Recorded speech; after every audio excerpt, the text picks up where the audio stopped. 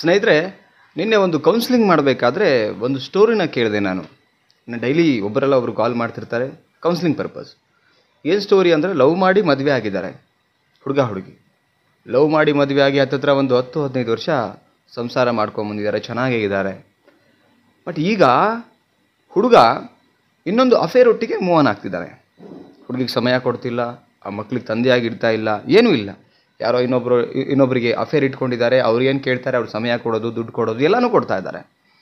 ಪಾಪ ಅವಳಿಗೆ ಫೋನ್ ಮಾಡಿಕೊಂಡು, ಅಕ್ಕ, ಹುಡುಗಿ ಅನ್ನೋದಕ್ಕಿಂತ ಮದುವೆ ಆಗಿರೋರು, ಆ ಅಕ್ಕ ಫೋನ್ ಮಾಡಿಕೊಂಡು ನನ್ನ ಹತ್ರ ಅಳ್ತಾ ಇದ್ರು. ಅಣ್ಣ ಏನು ಮಾಡಲಿ, ನಾನು ಪರಿಸ್ಥಿತಿ ಹಿಂಗಿದೆ, ನನಗೆ ತಂದೆ ತಾಯಿ ನನ್ನವರಂತೂ ಯಾರೂ ಇಲ್ಲ ಅಣ್ಣ. ಇವ್ನು ನಂಬ್ಕೊಂಡು, ತಂದೆ ತಾಯಿ ಸಣ್ಣ ವಯಸ್ಸಲ್ಲಿದ್ದಾಗಲೇ ತೀರ್ಕೊಂಡಿದ್ದಾರೆ, ಇವ್ನು ನಂಬ್ಕೊಂಡು ನಾನು ಬಂದುಬಿಟ್ಟಿದ್ದೀನಿ ಅಣ್ಣ. ಆದರೆ ಇವನೇ ಹಿಂಗೆ ಮಾಡ್ತಿದ್ದಾನೆ, ಏನು ಮಾಡಬೇಕು ಗೊತ್ತಾಗ್ತಿಲ್ಲ ನನಗೆ. ಹತ್ತತ್ರ ಒಂದು 32-33 ವಯಸ್ಸಿದೆ ನನಗೆ. ಕೇಳಿದರೆ ಜಗಳ ಮಾಡ್ತಾನೆ, ಹೊಡಿತಾನೆ, ಬಡಿತಾನೆ, ಏನು ಮಾಡಬೇಕು ಅಣ್ಣ ಅಂತ ಗೊತ್ತಾಗ್ತಿಲ್ಲ ಅಂತ ಹೇಳ್ತಿದ್ದಾಳೆ. ಸ್ನೇಹಿತರೆ, ಇದೇ ಥರದ್ದು ಎಷ್ಟೋ ಜನಗಳ ಒಂದು ಮನೆಯಲ್ಲಿ ನಡೀತಾ ಇದೆ ಸ್ಟೋರಿ. ಎಷ್ಟೋ ಜನರ ಒಂದು ಲೈಫಲ್ಲಿ ಇದೇ ಥರ ಸ್ಟೋರಿ ಇದೆ. ಲವ್ ಮಾಡ್ತಾರೆ, ಮದುವೆ ಆಗ್ತಾರೆ, 4 ವರ್ಷ 10 ವರ್ಷ ಚೆನ್ನಾಗಿರ್ತಾರೆ, ಅದಾದಮೇಲೆ ಇನ್ನೊಂದು ಸಂಬಂಧಕ್ಕೆ ಅಫೇರಿಗೆ ಕೈ ಹಾಕ್ಬಿಡ್ತಾರೆ. ರೈಟ್.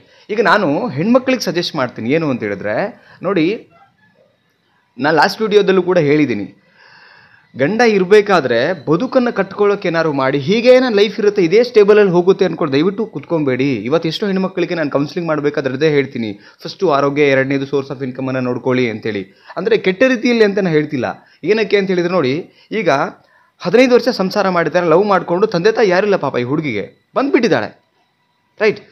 ಈಗ 2 ಮಕ್ಕಳಿದ್ದಾರೆ, ಇವನು ಇನ್ನೊಂದು ಅಫೇರ್ ಒಟ್ಟಿಗೆ ಅಲ್ಲೇ ಇರೋದು, ಅಲ್ಲೇ ಮಾಡೋದು ಎಲ್ಲ ಮಾಡ್ತಿದ್ದಾನೆ.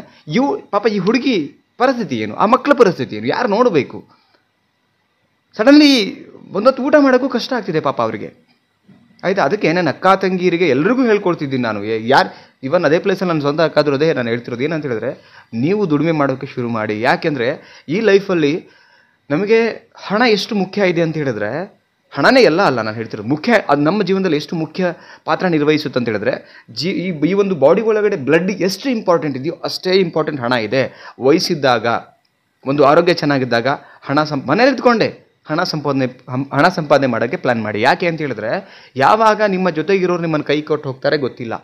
ನಿನ್ನೆ ಚೆನ್ನಾಗಿರ್ಬೋದು, ಬಟ್ ಇವತ್ತಿನ ಸಮಯ ನಮಗೆ ಯಾರಿಗೂ ಗೊತ್ತಿಲ್ಲ. ಅವರು ಸತ್ತು ಹೋಗ್ಬೋದು. ಸಪೋಸ್ ಕೆಟ್ಟ ಗಂಡ ಆಗಿದ್ದರೆ ಮನೆಯಿಂದ ಹೊರಗಡೆನೂ ಹಾಕ್ಬೋದು, ಇನ್ನೊಬ್ರನ್ನ ಕರ್ಕೊಂಡು ಬಂದು, ಅಥವಾ ಇನ್ನೊಬ್ಬರೊಟ್ಟಿಗೂ ಹೋಗ್ಬಿಡ್ಬೋದು. ಯಾರು ನಾಳೆ ದಿನ ಯಾರು, ಒಬ್ಬರೇ ಹುಟ್ಟಿದ್ದೀವಿ, ಒಬ್ಬರೇ ಸಾಯ್ತೀವಿ. ಹಾಗಂತೇಳಿ ಇಲ್ಲಿ ಸಂಬಂಧಗಳಿಗೆ ಬೆಲೆ ಇಲ್ವಾಣ ಅಂತ ನೀವು ಹೇಳಕ್ಕೆ ಹೋಗ್ಬೇಡಿ.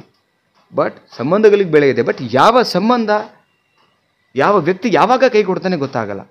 ನನಗೆ ಮೊನ್ನೆ ಒಂದು ಕಾಲ್ ಬಂದಿತ್ತು. ಸೊ ಆ ಕಾಲಲ್ಲಿ ಅವ್ರ ಯಜಮಾನರು ಒಳ್ಳೆಯ ಒಂದು ಸ್ಯಾಲ್ರಿ ತಗೋತಾಯಿದ್ರು. ಒಂದು ನಿಯರ್ಲಿ ಎಲ್ಲೋ ಪ್ರೈವೇಟ್ ಸೆಕ್ಟ್ರಲ್ಲಿ ದುಡಿತಾಯಿದ್ರು, ನಿಯರ್ಲಿ 1 ಲಕ್ಷ ಹಿಂಗೆ ಸ್ಯಾಲ್ರಿ ತಗೋತಾಯಿದ್ರು. ಗಂಡ ಹೆಂಡತಿ ಚೆನ್ನಾಗೇ ಇದ್ದರು. ಚೆನ್ನಾಗಿರಬೇಕಾದ್ರೆ 1 ಲಕ್ಷ ಸ್ಯಾಲ್ರಿ ತರಬೇಕಾದ್ರೆ ಕಾರು ಕೂಡ ಇತ್ತು, ಅವ್ರ ಹತ್ರ ಕಾರ್ ಇತ್ತು, ಒಂದೊಳ್ಳೆ ಫ್ಯಾಮಿಲಿ ಚೆನ್ನಾಗೇ ಇತ್ತು, 1 ಲಕ್ಷ ಸ್ಯಾಲ್ರಿ ಬರ್ತಾ ಇತ್ತು.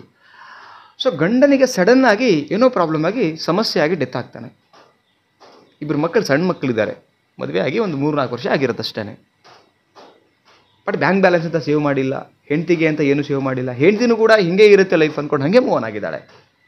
ಬಟ್ ಫ್ಯೂಚರ್ಗೆ ಅಂತ ಏನೂ ಮಾಡಿಲ್ಲ. ಅಟ್ಲೀಸ್ಟ್ ಅವರು ಕಲ್ತಿಲ್ಲ. ಈಗ ನೋಡಿ, ಗಂಡನಿಗೆ 1 ಲಕ್ಷ ಇನ್ಕಮ್ ಆ ಮನೆಗೆ ಬರ್ತಾ ಇತ್ತು, ಫ್ಯಾಮಿಲಿ ತುಂಬ ಚೆನ್ನಾಗಿತ್ತು. ಈಗ ಸೋರ್ಸ್ ಆಫ್ ಇನ್ಕಮ್ ಬರೋದೆಲ್ಲ ಒಂದು ಕಡೆ ಸ್ಟಾಪ್ ಆಗಿಬಿಡ್ತು. ಎಲ್ಲಿಗೆ ಹೋಗ್ಬೇಕು? ಪಾಪ ಫೋನ್ ಮಾಡ್ಕೊಂಡು ಅಳ್ತಾ ಇದ್ದಾರೆ. ಎಷ್ಟು ಚೆನ್ನಾಗಿ ಬಾಳಿ ಬದುಕಿದವರು ಈಗ ಒಂದು ಹೊತ್ತು ಊಟಕ್ಕೂ ಕೂಡ ಕಷ್ಟಪಡ್ತಾ ಇದ್ದಾರೆ. ಹಾಗಿದ್ಮೇಲೆ ಈ ಸ್ಟೋರಿಗಳನ್ನ ಯಾಕೆ ನಿಮ್ಮ ಹತ್ರ ಹೇಳ್ತಿದ್ದೀನಿ ನಾನು ಅಂತ ಹೇಳಿದ್ರೆ, ಯಾರೆಲ್ಲ ಈಗ ಆರೋಗ್ಯ ಇದೆ, ವಯಸ್ಸಿದೆ, ಗಂಡ ಚೆನ್ನಾಗಿದ್ದಾನೆ ಅಥವಾ ಚೆನ್ನಾಗಿಲ್ವೋ ಗೊತ್ತಿಲ್ಲ, ಆದರೆ ಸೋರ್ಸ್ ಆಫ್ ಇನ್ಕಮನ್ನು ಮಾಡ್ಕೊಳ್ಳಿ. ಯಾರು ಆಗಕ್ಕೆ ಸಾಧ್ಯ ಇಲ್ಲ. ನಿಮಗೆ ಸಪೋಸ್ ಆದ್ರೂ ಚೆನ್ನಾಗಿದ್ರೆ ಒಳ್ಳೆಯದೇ, ಬೋನಸ್ಸೇ ಅದು. ಆ್ಯಕ್ಚುಲಿ ನಾನು ಹಾಗಂತೇಳಿ ನೆಗೆಟಿವೇ ಮಾತಾಡ್ತಿಲ್ಲ ನಾನು. ಆದರೆ ಯಾವ ಕ್ಷಣದಲ್ಲಿ ನಮ್ಮ ಜೊತೆಗಿರೋರು ನಮ್ಮನ್ನು ಬಿಟ್ಟು ಹೋಗ್ತಾರೆ ಗೊತ್ತಿಲ್ಲ. ಒಂದು ಬದುಕು ಕಟ್ಕೊಳ್ಳೋಕ್ಕೆ ನಾವು ಅರ್ನಿಂಗ್ ಸೋರ್ಸನ್ನು ಈಗ ಒಂದು ಕತೆ ಚೆನ್ನಾಗಿ ಹೇಳ್ತಾರೆ ದೊಡ್ಡವರು. ಏನು ಅಂತ ಹೇಳಿದ್ರೆ, ಈಗ ನಮಗೆ ಹಸು ಹೋದಾಗ ಸಣ್ಣವ್ರು ಇರಬೇಕಾದ್ರೆ ತಂದೆ ತಾಯಿ ನಮಗೆ ತುತ್ತು ಮಾಡಿ ತಿನ್ನಿಸ್ತಾರೆ. ಕರೆಕ್ಟ್? ಅಂದರೆ ಅವಾಗ ನಮಗೆ ತಿನ್ನುವಂಥ ಎಬಿಲಿಟಿ ಇರಲ್ಲ, ಶಕ್ತಿ ಇರಲ್ಲ, ಹೇಗೆ ತಿನ್ನಬೇಕು ಅನ್ನೋದು ಗೊತ್ತಿರಲ್ಲ, ಯಾವುದು ಒಳ್ಳೇದೇನೂ ಗೊತ್ತಿರಲ್ಲ. ಬಟ್ ಅದೇ ತಂದೆ ತಾಯಿ ಅದನ್ನೇ ಜೀವನ ಪೂರ್ತಿ ರೂಢಿ ಮಾಡಿಸ್ಬಿಟ್ರೆ ನಾವು ಡಿಪೆಂಡೆನ್ಸಿ ಆಗಿಬಿಡ್ತೀವಿ.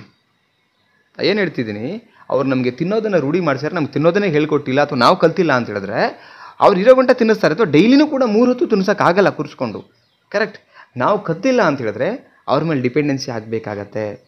ರೈಟ್? ಹಾಗೇನೆ ಲೈಫಲ್ಲಿ ಬದುಕೋದನ್ನು ಕಲ್ತಿಲ್ಲ, ಒಂದು ಸೋರ್ಸ್ ಆಫ್ ಇನ್ಕಮನ್ನು ಕ್ರಿಯೇಟ್ ಮಾಡ್ಕೊಳ್ಳೋಕೆ ಕಲ್ತಿಲ್ಲ ಅಂದರೆ, ಇನ್ನೊಬ್ಬರ ಮೇಲೆ ಡಿಪೆಂಡ್ ಆದರೆ ನಾಳೆ ಬೀದಿಗೆ ಬರಬೇಕಾಗತ್ತೆ. ರೈಟ್? ಯಾಕೆ ಅಂತ ಹೇಳಿದ್ರೆ ಇವತ್ತು ಎಷ್ಟೋ ಹೆಣ್ಮಕ್ಳು ಆ ಪರಿಸ್ಥಿತಿಗೆ ಬಂದಾಗ ಸಮಾಜ ನೋಡುವಂಥ ದೃಷ್ಟಿ ಬೇರೆ ಇರುತ್ತೆ. ಅಥವಾ ನಿಮ್ಗೆ ಯಾರಾದರೂ ಸಹಾಯ ಮಾಡೋ ದೃಷ್ಟಿಗೆ ಬಂದರೆ ಎಷ್ಟೋ ಗಂಡ್ಮಕ್ಳು ಕೂಡ ನಿಮ್ಮನ್ನು ಕೇವಲವಾಗಿ ನೋಡ್ಬೋದು. ಅದಕ್ಕೋಸ್ಕರ ಗಂಡ ಇರಬೇಕಾದ್ರೆ ದಯವಿಟ್ಟು ಒಂದು ಸೋರ್ಸ್ ಆಫ್ ಇನ್ಕಮ್ಮಿಗೆ ಒಂದು ಪ್ಲ್ಯಾನ್ ಮಾಡ್ಕೊಳ್ಳಿ. ಮನೇಲಿ ಇದ್ಕೊಂಡು ಎಷ್ಟೋ ಕೆಲಸಗಳಿದೆ, ಮನೇಲಿ ಇದ್ಕೊಂಡು ರೊಟ್ಟಿ ಮಾಡೋದನ್ನು ಪ್ಲ್ಯಾನ್ ಮಾಡಿ, ರೊಟ್ಟಿ ಮಾಡಿಬಿಟ್ಟು ಮಾರಿ ಗಂಡ ಇದಕ್ಕೆ ಕೆಲಸ ಮಾಡೋದು ತಪ್ಪೇನಿದೆ. 1 ಲಕ್ಷ ದುಡಿತಾ ಇರ್ಬೋದು, 2 ಲಕ್ಷ ದುಡಿತಾ ಇರ್ಬೋದು. ಅಥವಾ ಒಂದು ರಾಟಿ ಕೆಲಸ ಕಲೀರಿ, ಬ್ಲೌಸಿಂಗ್ ಡಿಸೈನ್ ಮಾಡೋದು ಕಲೀರಿ. ನಿಮಗೆ ಮನೇಲಿ ಕೂತ್ಕೊಂಡು ಏನು ಮಾಡೋಕ್ಕೆ, ಗಂಡ ಕಲಿಸಲ್ಲ ಹೊರಗಡೆ, ಮನೇಲಿ ಕೂತ್ಕೊಂಡು ಏನು ಮಾಡೋಕ್ಕಾಗುತ್ತೆ ಅದನ್ನು ಮಾಡಿ. ಬಟ್ ಒಂದು ಸೋರ್ಸ್ ಆಫ್ ಇನ್ಕಮ್ ಮಾಡಿ. ಯಾಕೆ ಅಂತ ಹೇಳಿದ್ರೆ ಈ ಬದುಕಲ್ಲಿ ಯಾರೂ ನಾವೇ ಪರ್ಮನೆಂಟ್ ಅಲ್ಲ ಅಂದಮೇಲೆ ಜೊತೆಗಿರೋರು ನಮಗೆ ಭಾಷೆ ಕೊಟ್ಟಿದ್ದಾರೆ, ಆಣೆ ಮಾಡಿದ್ದಾರೆ, ಜೊತೆಗೆ ಇರ್ತೀವಿ ಅಂತ ಹೇಳಿದ್ದಾರೆ ಅಂತ ಹೇಳ್ಕೊಂಡು ಅದೇ ಒಂದು ಪರ್ಮನೆಂಟ್ ಅಂದ್ಕೊಂಡು ದಯವಿಟ್ಟು ಕೂತ್ಕೋಬೇಡಿ. ಯಾರೆಲ್ಲ ಈ ವಿಡಿಯೋ ನೋಡ್ತಿದ್ದೀರಾ, ನಿಮಗೇನು ಅನಿಸುತ್ತೆ, ನಾನು ಹೇಳ್ತಿರೋ ನಿಜ ಅನಿಸಿದ್ರೆ ದಯವಿಟ್ಟು ಕಮೆಂಟ್ ಮಾಡಿ. ಇವತ್ತು ಎಷ್ಟೋ ಫ್ಯಾಮಿಲಿಗಳನ್ನು ನಾನು ಕೌನ್ಸಿಲಿಂಗ್ ಮಾಡ್ಬೇಕಾದ್ರೆ ನೋಡಿದ್ದೀನಿ. ರೈಟ್? ಸೊ ಹಂಗೆ ಆಗೋದು ಬೇಡ. ಈಗ ನೋಡಿ, ಗಂಡ ಲವ್ ಮ್ಯಾರೇಜ್ ಮಾಡಿಕೊಂಡು ಮದುವೆ ಮಾಡಿಕೊಂಡು 10 ವರ್ಷ ಸಂಸಾರ ಮಾಡಿ ಬೇರೆ ರೊಟ್ಟಿಗಿದ್ದಾನೆ. ಪಾಪ ಆ ಹೆಣ್ಣುಮಗಳು ಏನು ಮಾಡಬೇಕು, ಆ ಮಕ್ಕಳಿಗೆ ಹೇಗೆ ಸಾಕಬೇಕು? ಅವಳಿಗೆ ಕೆಲಸ ಗೊತ್ತಿಲ್ಲ, ಏನೂ ಗೊತ್ತಿಲ್ಲ, ಹೊರಗಡೆ ಹೋಗೋದು ಗೊತ್ತಿಲ್ಲ, ಏನು ಮಾಡ್ಬೇಕು ಹೇಳಿ ನೋಡೋಣ. ಅದನ್ನೇ 10 ವರ್ಷದಿಂದ ಏನೋ ಸಣ್ಣ ಕೆಲಸ ಮಾಡ್ಕೊಂಡು ಬಂದಿದ್ದರೆ ಇವತ್ತು ಗಂಡ ಹೋದರೂ ಪರವಾಗಿಲ್ಲ, ನಾನು ನಿಂತ್ಕೊಂಡು ನನ್ನ ಮಕ್ಕಳಿಗೆ ನನ್ನ ಮಕ್ಕಳಿಗೆ ನಾನು ಸಾಕ್ಕೊಳ್ತೀನಿ, ಏನೋ ಒಂದು ನನ್ನ ಲೈಫ್ ನಡ್ಸ್ಕೋತೀನಿ, ನನ್ನ ಲೈಫ್ ಹೆಂಗೋ ಒಂದು ನಡೆದೋಗುತ್ತೆ, ಬಿಕಾಸ್ ನನ್ನ ಕೆಲಸ ಗೊತ್ತಿದೆ ಅಂತ ಗೊತ್ತಿದ್ದರೆ ಯಾರ ಮೇಲೂ ಡಿಪೆಂಡ್ ಆಗೋ ಅವಶ್ಯಕತೆ ಬರಲ್ಲ ಸ್ನೇಹಿತರೆ. ಹಂಗಂತೇಳಿ ನಾನು ಗಂಡ ಓಡೋಗ್ಲಿ ಅಲ್ಲ ಪ್ರಶ್ನೆ. ಬಿಟ್ಟು ಹೋದಾಗ, ಒಬ್ಬಂಟಿ ಆದಾಗ ಅಟ್ಲೀಸ್ಟ್ ನಮ್ಮ ಬದುಕನ್ನು, ನಮ್ಮ ಒಂದು ಹೊಟ್ಟೆಪಾటు ತುಂಬಿಸ್ಕೊಳ್ಳೋಕ್ಕಾದ್ರೂ ಏನಾದ್ರು ಕೆಲಸ ಕಲೀರಿ. ಇನ್ನೊಬ್ಬರ ಮೇಲೆ ಡಿಪೆಂಡ್ ಆಗಬೇಡಿ ಅಂತಲೇ ಈ ಒಂದು ವಿಡಿಯೋ ಮುಖಾಂತರ ಸ್ಮಾಲ್ ಮೆಸೇಜನ್ನು ನಾನು ಪಾಸ್ ಮಾಡಿರೋದು. ಸ್ನೇಹಿತರೆ, ನಿಮಗೇನು ಅನ್ನಿಸ್ತು? ಎಸ್ ರೈಟ್ ಅನಿಸಿದರೆ ಕಮೆಂಟ್ ಮಾಡಿ. ಆ್ಯಂಡ್ ವಿಡಿಯೋನ ದಯವಿಟ್ಟು ಎಲ್ಲ ಲೇಡೀಸ್ಗಳಿಗೆ ಶೇರ್ ಮಾಡಿ. ಬಿಕಾಸ್ ಯಾವ ಟೈಮಲ್ಲಿ ಯಾವ ಪರಿಸ್ಥಿತಿ ಬರುತ್ತೆ ಗೊತ್ತಾಗಲ್ಲ ಮನುಷ್ಯನಿಗೆ, ಆ ಒಂದು ಕಾರಣಕ್ಕೆ. ಆ್ಯಂಡ್ ವಿಡಿಯೋನ ಲೈಕ್ ಮಾಡಿ ಆ್ಯಂಡ್ ಸಬ್ಸ್ಕ್ರೈಬ್ ಮಾಡಿ ಚಾನಲ್ಗೆ ಅಂತ ಹೇಳ್ತಾ ಮತ್ತೊಂದು ಟಾಪಿಕಲ್ಲಿ ಸಿಗೋಣ. Thank you so much guys, love you, bye.